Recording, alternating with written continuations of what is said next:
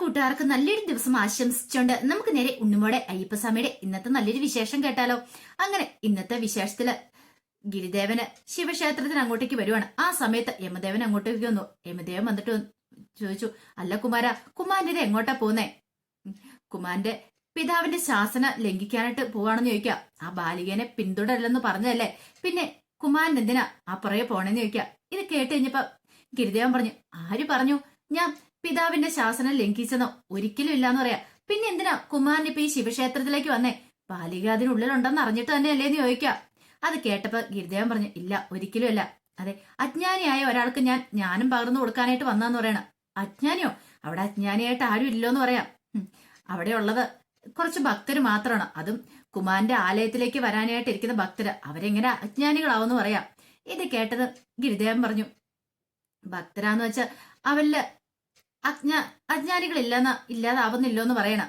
അതിലൊരാളുണ്ട്, അവർക്ക് ഉപദേശം കൊടുക്കാൻ വേണ്ടി ഞാൻ പോകുന്നാന്ന് പറഞ്ഞിട്ട് ഗിരിദേവൻ അങ്ങോട്ടേക്ക് കയറി പോവാ. ആ സമയം ബാവരവിടെ നിൽക്കുന്നുണ്ട്. ബാവരുടെ അടുത്ത് യമദേവൻ പറഞ്ഞു, എനിക്കറിയാം കുമാരന്റെ ഈ പോക്ക് എന്തിനു വേണ്ടിട്ടാന്ന്. എന്തോ തന്ത്രമായിട്ടാ ആ ബാലിയെ രക്ഷിക്കാനുള്ള തന്ത്രം.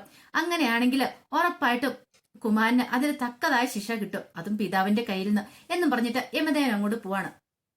ഈ സമയം ഗിരിദേവൻ അകത്തേക്ക് കയറി ചെല്ലുമ്പത്തേനും അവിടെ കെട്ടുനിറയ്ക്കുള്ള കാര്യങ്ങളൊക്കെ ഒരുക്കി വെച്ചിരിക്കുക. അപ്പൊ 3-4 പേര് ശബരിമലയ്ക്ക് വേണ്ടി തയ്യാറായിരിക്കുന്നുണ്ട്. ഗുരുസ്വാമി കെട്ടുനിറയ്ക്കാനായിട്ട് അങ്ങ് തുടങ്ങുവാണ്. അപ്പൊ ഗിരിദേവൻ ചെന്ന് കഴിഞ്ഞപ്പോ ഒരു ചെറുപ്പക്കാരനോട് ഇരിക്കുന്നുണ്ട്. ആ ചെറുപ്പക്കാരനെ കണ്ടതും ചോദിച്ചു, അല്ല ഞങ്ങള് അയ്യപ്പൻ ശബരിമലയ്ക്ക് പോകാനായിട്ട് ഇറങ്ങിയതാണോന്ന് ചോദിക്കാം. ഇത് കേട്ട് കഴിഞ്ഞപ്പോഴത്തേനും ആ ചെറുപ്പക്കാരൻ പറഞ്ഞു, എന്താ കണ്ടിട്ട് തന്നെ അങ്ങനെ തോന്നില്ലെന്ന് ചോദിക്കാം. അല്ല തോന്നുന്നില്ല, കാരണം ശബരിമലയ്ക്ക് പോകുന്ന ആൾക്കാരുടെ ഒരു വേഷവിധാനങ്ങളും ഒന്നും അല്ല കാണുന്നേന്ന് പറയണം. അതെന്താ അങ്ങനെ പറഞ്ഞേ? മുഖത്തൊക്കെ ആണെങ്കിൽ താടി മീശൊന്നും വളർന്നിട്ടില്ല. കാരണം നോയമ്പ് വ്രതം എടുത്ത് കഴിയുമ്പോ ഓട്ടോമാറ്റിക്കലി ആരും താടി പഠിക്കോ അല്ലെങ്കിൽ ഷേവ് ചെയ്യോ ഒന്നും ചെയ്യാറില്ല. ഇത് ഷേവ് ഒക്കെ ചെയ്ത് നല്ല കുട്ടപ്പനായിട്ടാ ഇരിക്കണേ. അതും പോരാഞ്ഞിട്ട് രുദ്രാക്ഷത്തിന്റെ കൂടെ സ്വർണ്ണമാല ഇട്ടിരിക്കുന്നു. അതോടൊപ്പം തന്നെ കറുപ്പ് വസ്ത്രമോ നീല വസ്ത്രമോ അല്ല ധരിച്ചിരിക്കുന്നേ, ഒരു റെഡ് കളറിന്റെ മുണ്ടാണ് എടുത്തിരിക്കുന്നത്. ഇതെല്ലാം കേട്ട് കഴിഞ്ഞപ്പത്തിന് അയാൾ പറഞ്ഞു, ആ ചെറുപ്പക്കാരൻ പറഞ്ഞു, ഇത് കൊള്ളാലോ, ഞാനൊരു ബിസിനസ്മാനാ, എനിക്ക് എന്റെ നിലയിലേ പോകാൻ പറ്റുള്ളൂ, അല്ലാതെ താടിയൊക്കെ നീട്ടി ഒരുമാതിരി ഭ്രാന്തന്മാരെ പോലെ പോകാനൊന്നും എന്നെ കൊണ്ട് പറ്റില്ലെന്ന് പറയണം. അത് കേട്ടപ്പോ ഗിരിദേവൻ പറഞ്ഞു, അതെ വ്രതം എടുത്ത് പോകാൻ പറ്റില്ലെങ്കിൽ നമ്മൾ ശബരിമലയ്ക്ക് പോകാതിരിക്കും നല്ലത്, അയ്യപ്പസ്വാമിയുടെ അടുത്തേക്ക് പോകാതിരിക്കുന്നല്ലേ നല്ലതെന്ന് ചോദിക്കുകയാണ്. പിന്നീട് ഗുരുസ്വാമിയോട് ചോദിച്ചു, അല്ല ഗുരുസ്വാമി, ഞാൻ ഒരു കാര്യം ചോദിച്ചോട്ടെ, ഈ വ്രതം എന്ന് പറഞ്ഞ എന്താന്ന് ചോദിക്കുക. ഇത് കേട്ടതും ഗുരുസ്വാമി പറഞ്ഞു, വ്രതം എന്ന് പറഞ്ഞ വ്രതം അത് തന്നെയെന്ന് പറയാണ്. ഇത് കേട്ടതും ഗിരിദേവൻ പറഞ്ഞു, ചിട്ടയായ ഒരു ചര്യയാണ് ഈ വ്രതം എന്ന് പറഞ്ഞാല്. കാരണം മലയ്ക്ക് പോകാനായിട്ട് മാലയിട്ട ഒരു അയ്യപ്പനായി കഴിഞ്ഞിട്ടുണ്ടെങ്കിൽ ശബരിമലയിലെ രീതികളും ചിട്ടകളും ഒക്കെ നമ്മൾ അനുസരിക്കണം. ശബരിമലയില് നട തുറക്കണ സമയത്ത് അയ്യപ്പന് എഴുന്നേക്കണം, സ്വാമി എഴുന്നേക്കണം. നട അടയ്ക്കണ സമയത്ത് കരിവരാസനം പാടി നട അടയ്ക്കണ സമയത്ത് ആ സ്വാമി കിടന്നുറങ്ങണം. അങ്ങനെയാണ് ആ ജീവിതചര്യയാണ് നമ്മൾ പിന്തുടരേണ്ടതെന്ന് പറയണം. ഇതൊക്കെ കേട്ട് കഴിഞ്ഞപ്പത്തിനും അവന് ഇഷ്ടപ്പെട്ടില്ല. അവൻ രൂക്ഷമായിട്ടൊന്ന് ഗിരിദേവനെ ഇങ്ങനെ നോക്കുകയാണ്. പിന്നീട് ചോദിച്ചു, അല്ല ഞാനൊരു കാര്യം ചോദിച്ചോട്ടെ, നിങ്ങള് ഈ റെഡ് കളർ മുണ്ടെടുത്തല്ലോ, നീ കറുപ്പ് മുണ്ടോ നീല മുണ്ടോ എടുത്തല്ലേ സാധാരണ ശബരിമലയ്ക്ക് പോകുന്നത്, അതെന്താന്ന് ചോദിക്കുകയാണ്. ഇത് കേട്ടത് അവൻ പറഞ്ഞു, ചെറുപ്പക്കാരൻ പറഞ്ഞു, കറുപ്പുമുണ്ടോ അത് കൊടുക്കുന്ന എന്തിനാണെന്നറിയോ? പോകുന്ന വഴിക്ക് ചെളിയൊന്നും പറ്റിയാ അറിയാതിരിക്കാൻ വേണ്ടിട്ടാ കറുപ്പ് മുണ്ട് എടുത്തോണ്ട് പോകുന്നത്. കുഴപ്പമൊന്നുമില്ല, എന്റെ 3-4 എക്സ്ട്രാ മുണ്ടിരിപ്പുണ്ട്, ഞാൻ അതൊക്കെ എടുത്ത് ഉടുത്തോളൂ എന്ന് പറയണം. ഇത് കേട്ടപ്പം ഗുരുസ്വാമിയുടെ ഗിരിദേവൻ ചോദിച്ചു, ആണോ ഗുരുസ്വാമി, കറുപ്പ് മുണ്ട് ഉടുക്കുന്നേ ദേഹത്ത് ചെളി പറ്റുമ്പോ അറിയാതിരിക്കാൻ വേണ്ടിയിട്ടാണോ കറുപ്പ് വസ്ത്രം ധരിക്കണമെന്ന് ചോദിക്കുക. പെട്ടെന്ന് ഗുരുസ്വാമി പറഞ്ഞു, അല്ലാന്ന് പറയാണ്. കാരണം പോകുന്ന സമയത്ത് കാട്ടിക്കൂടെ അല്ലേ പോണേ, അപ്പൊ രാത്രി സമയം കറുപ്പ് വസ്ത്രം അണിഞ്ഞിട്ടുണ്ടെങ്കിൽ വന്യമൃഗങ്ങളൊക്കെ കുറെ ഉണ്ട്, അപ്പൊ വന്യമൃഗങ്ങൾക്കൊന്നും പെട്ടെന്ന് മനസ്സിലാവില്ല കറുപ്പ് വസ്ത്രം ഇട്ടാല്, അതിന് വേണ്ടിട്ടാന്ന് പറയണം. അത് കേട്ടൻ ഗിരിദേവൻ പറഞ്ഞു, ഗുരുസ്വാമി പറഞ്ഞതും തെറ്റിപ്പോയി, അയ്യപ്പനും പറഞ്ഞത് തെറ്റിപ്പോയെന്ന് പറയാം, അതിനു വേണ്ടിയിട്ടല്ലാന്ന് പറയാ. ഇത് കേട്ടതും ഒരു ഇതോട് കൂടിയിട്ട് ഗുരുസ്വാമിയൊക്കെ നോക്കുകയാണ്, അയ്യപ്പസ്വാമിയെ നോക്കണം എന്താന്നുള്ള രീതിയിൽ. പെട്ടെന്ന് അയ്യപ്പസ്വാമി അവിടെ ഇരിക്കുന്ന ആ ചെറുപ്പക്കാരന്റെ അമ്മയോട് ചോദിച്ചു, അല്ലമ്മേ എന്തിനു വേണ്ടിയിട്ടാ മകനെ കൊണ്ട് മലയ്ക്ക് പോകാൻ മാല ഇടിച്ചെന്ന് ചോദിക്കുക. ഇത് കേട്ടതോ അവര് പറഞ്ഞു, എന്റെ മകന് കുറെ കഷ്ടകാലോ കുറച്ച് നാളുകളായിട്ട് അവൻ കുറെ ബിസിനസ് ഒക്കെ ചെയ്ത് നോക്കി, ഒന്നും പച്ച പിടിക്കുന്നില്ല, കുറെ പണം കൊണ്ടേ നഷ്ടപ്പെടുത്തി. അവസാനം എനിക്ക് മനസ്സിലായി അവനിപ്പം ശനിദോഷമാന്നുള്ളത്. അപ്പൊ ആ ശനിദോഷം മാറാനായിട്ടാണ് അവനെ ശബരിമലയ്ക്ക് വിടാനായിട്ട് ഞാൻ തീരുമാനിച്ചെന്ന് പറയാം. ഇത് കേട്ടതും ഗിരിദേവൻ പറഞ്ഞു, കണ്ടില്ലേ ചെറുപ്പക്കാരാ, നിന്റെ ചോദ്യത്തിനുള്ള ഉത്തരം തന്നെ അതിനുണ്ട്. ഈ കറുപ്പ് വസ്ത്രത്തിന്റെ, നീ ചോദിച്ചില്ലേ കറുപ്പ് വസ്ത്രം എന്തിനാ ധരിക്കണേന്ന്, അതിനുള്ള ഉത്തരവാണ്ടേ ആ അമ്മയുടെ പറച്ചിലുണ്ട്, സംസാരത്തിലുണ്ടെന്ന് പറയാണ്. ഈ സമയം ക്ഷേത്രത്തിന് ഒരു വശത്ത് ഉണ്ണിമോളും ദേവികമ്മ ഇരിക്കണം. അപ്പൊ ഉണ്ണിമോൾക്ക് ആകെപ്പാടെ വിഷമം. ഉണ്ണിമോള് പറഞ്ഞു, എനിക്കിനി ശബരിമലയ്ക്ക് പോകാൻ പറ്റുമോ മുത്തശ്ശി നോക്കിയ. അതെന്താ മോളെ അങ്ങനെ പറഞ്ഞേ? അല്ല, ശബരിമലയ്ക്ക് പോകാൻ പറ്റില്ലാന്ന് തോന്നേ. അങ്ങനെയാണെങ്കിൽ ഇപ്പൊ മുത്തശ്ശി തന്നെ എന്റെ കൂടെ വന്നില്ലേ ആ ശിവലിംഗം എടുത്തോണ്ട്. മുത്തശ്ശിയുടെ ശിവലിംഗം എടുത്തോണ്ട് പോകാൻ ആരാ പറഞ്ഞേ? മുത്തശ്ശിയുടെ എടുത്തോണ്ട് പോകാൻ പറഞ്ഞ ഗിരിദേവനല്ലേ. എന്നാ പിന്നെ ഗിരിദേവൻ അതിങ്ങ് എടുത്തോണ്ട് വന്നാ പോരായിരുന്നോ? അങ്ങനെയാണെങ്കിൽ ഈ പ്രശ്നങ്ങളൊക്കെ ഉണ്ടാവുമായിരുന്നോ? ഗിരിദേവൻ ഉണ്ടായിരുന്നു എനിക്കൊരു ആപത്ത് സംഭവിക്കില്ല. അപ്പൊ ഗിരിദേവന്റെ മനസ്സിലെ ആഗ്രഹം എന്താ? ഞാൻ ശബരിമലയിൽ എത്തല്ലെന്നല്ലേ? അല്ലെങ്കിൽ ഗിരിദേവനെ എന്റെ കൂടെ കൂട്ടു വന്നാ പോരേന്ന് ചോദിക്കാം. അത് കേട്ടപ്പോ മുത്തശ്ശൻ, അത് ശരിയാ, പക്ഷെ ഗിരിദേവൻ എന്തേലും കാരണം കാണുമായിരിക്കും, എന്തേലും തിരക്ക് കാണുമായിരിക്കും എന്ന് പറഞ്ഞാൽ. അല്ല, എനിക്കറിയാം ഗിരിദേവൻ എന്റെ കൂടെ വരാൻ ഇഷ്ടമില്ലാത്തോണ്ടാ, അല്ല ഗിരിദേവൻ എന്റെ കൂടെ വന്നേനാ. അങ്ങനെയൊന്നും പറയില്ല മോളെ. അങ്ങനെ ഒരിക്കലും ചെയ്യുന്നവനല്ല ഗിരിദേവൻ. ഉണ്ണിമോൾക്കറിയാലോ ഉണ്ണിമോളോട് എവിടെയൊക്കെ ഗിരിദേവൻ വന്നിരിക്കുന്നു, എത്ര പേരെ രക്ഷിക്കാനായിട്ട്. സ്കൂളിലാണെങ്കിലും പിന്നെ ഏതൊക്കെ ആപത്തുകളിൽ നിന്ന് ഉണ്ണിമോളെ രക്ഷിച്ചിരിക്കുന്നു. ബാക്കി എത്രയോ പേരെ രക്ഷിച്ചിരിക്കുന്നു. താരേനെ ആണെങ്കിലും എല്ലാരും രക്ഷിക്കുന്ന സമയത്ത് ഉണ്ണിമോളുടെ കൂടെ ഗിരിദേവൻ ഇല്ലായിരുന്നോ? പക്ഷെ ഇപ്പൊ ഉണ്ണിമോള് കൂടെ ഗിരിദേവൻ വരാത്തതിന് കാരണം ഗിരിദേവന് തക്കതായ കാരണം കാണുമായിരിക്കും.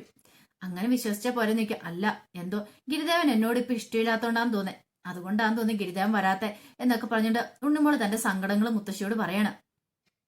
എനിക്കിനി ഗിരിദേവനെ കാണാൻ പറ്റുമോ മുത്തശ്ശി? ഞാൻ ആരും മരിച്ചു പോലെ നിൽക്കുക. എന്താ മോളെ, മോൾ എന്താ ഇങ്ങനെയൊക്കെ പറയണെന്ന് ചോദിക്കുക. ഈ സമയമാണ് ഉണ്ണിമോള് പെട്ടെന്ന് ആ ശബ്ദം കേട്ട ഗിരിദേവന്റെ ശബ്ദം. ഗിരിദേവൻ പറയുന്ന കേൾക്കുവാണ്. എനിക്കറിയാം നിങ്ങളുടെ മനസ്സിൽ കുറെ സംശയങ്ങളൊക്കെ ഉണ്ടെന്ന്, ആ സംശയങ്ങളൊക്കെ ഞാൻ മാറ്റി തരാന്ന്. പെട്ടെന്ന് ഉണ്ണിമോള് പറഞ്ഞു, മുത്തശ്ശി അത് ഗിരിദേവന്റെ ശബ്ദമല്ലേ കേൾക്കണേന്ന് പറയാ. അതെ, ഗിരിദേവന്റെ ശബ്ദ. ഞാനിന്ന് പോയി നോക്കിയിട്ട് വരട്ടെ മുത്തശ്ശി, എനിക്കറിയാം ഗിരിദേവൻ വരുമെന്ന് എന്ന് പറഞ്ഞു ഉണ്ണിമോള് ഭയങ്കര സന്തോഷത്തോടുകൂടി അങ്ങ് ചെല്ലുവാണ്. ആ സമയം ഗിരിദേവന് അവിടെ ഇരിക്കുന്നവരോട് പറയാണ്, ഞാൻ ചോദിച്ചാലുള്ള ചോദ്യത്തിന് ഉത്തരവോ ആ അമ്മ പറഞ്ഞ ചോദ്യത്തിന് ഉത്തരവ് ഒന്ന് തന്നെയാന്ന് പറയണം. ആ സമയം ഉണ്ണിമോൾ ഓടിച്ചെന്നിട്ട് പറഞ്ഞു, ഗിരിദേവ ദേ എനിക്കറിയായിരുന്നു ഗിരിദേവൻ എന്റെ അടുത്തേക്ക് വരുമെന്ന്, എന്നെ ശബരിമലയെ കൊണ്ടുപോകാനായിട്ട് വരുമെന്ന് എനിക്കറിയായിരുന്നു പറയണം. പക്ഷെ ഗിരിദേവൻ മൈൻഡ് ചെയ്തില്ല. ഉണ്ണിമോൾക്ക് ഭയങ്കര വിഷമായി. ഇതെന്താ ഗിരിദേവൻ തന്നോട് മിണ്ടാത്തേ? തന്നെ കണ്ടോണ്ട് മൈൻഡ് പോലും ചെയ്തിട്ടില്ലോ, കണ്ട ഭാവം പോലും നടിക്കുന്നില്ല. ഗിരിദേവന് മൈൻഡ് ചെയ്യാൻ പറ്റില്ല. കാരണം പിതാവിന്റെ ശാസനയുണ്ട്, ഒരു കാരണവശാലും ഉണ്ണിമോളെ പിന്തുടരല്ല, അല്ല ഉണ്ണിമോൾക്ക് ഒരു സഹായം ചെയ്തു കൊടുക്കില്ലെന്ന്.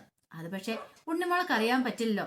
പിന്നീട് ഗിരിദേവൻ പറഞ്ഞു, ഈ കറുപ്പ് വസ്ത്രം എന്ന് പറഞ്ഞാൽ ആരുടെയെന്നറിയോ?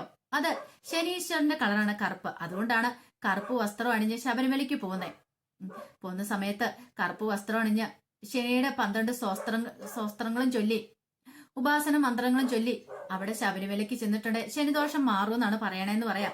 കൃത്യമായ നിഷ്ഠയോട് കൂടിയിട്ട് വേണം പാനെന്ന് പറയാം. ഇത് കേട്ടാ ചെറുപ്പക്കാരൻ ചോദിച്ചു, അല്ല ഒരു സംശയം ചോദിച്ചോട്ടെ, ഈ കൃത്യമായ നിഷ്ഠ എന്ന് പറഞ്ഞാൽ അതെന്താ എന്ന് ചോദിക്കുകയാണ്. ഇത് കേട്ടതും ഗിരിദേവൻ പറഞ്ഞു, ഒരിക്കല് അയ്യപ്പസ്വാമി ശനീശ്വരനോട് ചോദിച്ചു, അല്ല ശനിദേവ ഒരു കാര്യം ചോദിച്ചോട്ടെ, എന്തിനാണ് അങ്ങ് ഈ ആളുകൾക്ക് ഈ 7 ശനി കണ്ടക ശനി എന്ന് പറഞ്ഞ കുറെ ശനി ദശകളൊക്കെ കൊടുക്കണം, എന്തിനാന്ന് ചോദിക്കാം. അയ്യപ്പസ്വാമിയുടെ ഈ ചോദ്യം കേട്ട് കഴിഞ്ഞപ്പോ ശനീശ്വരൻ പറഞ്ഞു, അതൊക്കെ എന്റെ ധർമ്മമാണ്, ഞാൻ ചെയ്യണേന്ന് പറയാം. കാരണം അവന്റെ ശനിദോഷമൊക്കെ മാറണമെങ്കിൽ ചിലപ്പോൾ അവൻ വലിയ സമ്പത്തുള്ളവനായിരിക്കാം, ഒരു ദിവസം അവൻ ദരിദ്രനെ പോലെ കഴിയണം.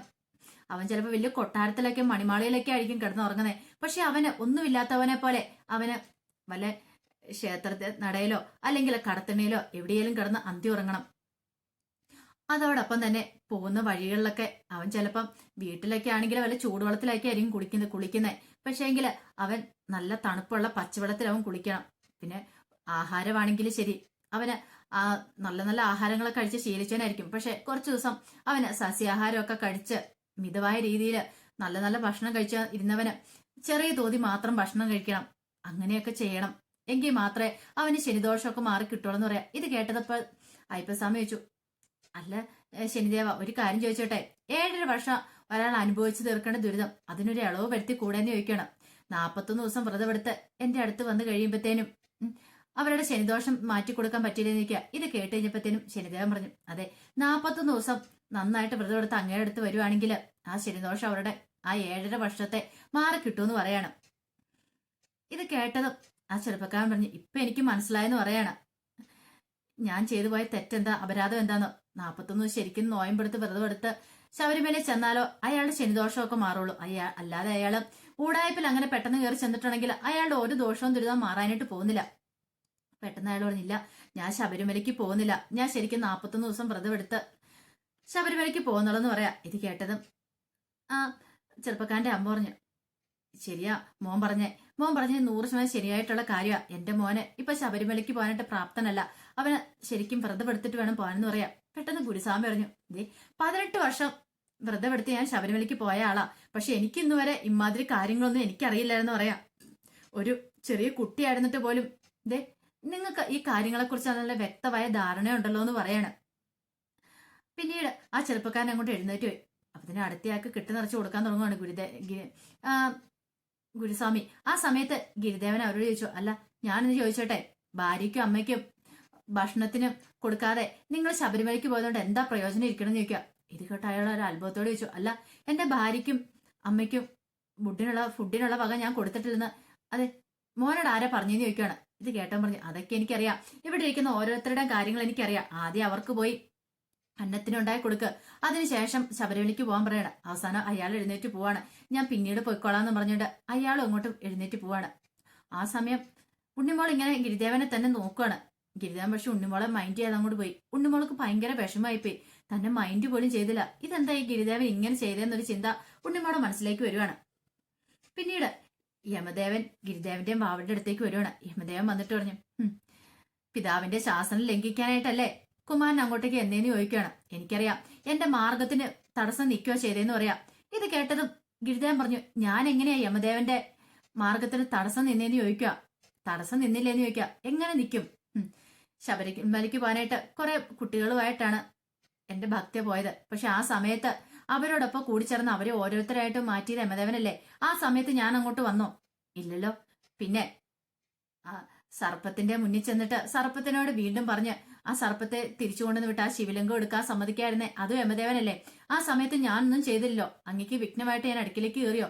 ഇല്ലല്ലോ. പിന്നെ എങ്ങനെയാണ് ഞാൻ അങ്ങക്ക് വിഘ്നമായിട്ട് തടസ്സമായിട്ട് നിന്നതെന്ന് എന്തുകൊണ്ടാണ് അങ്ങനെ അങ്ങ് പറയണേന്ന് ചോദിക്കുക.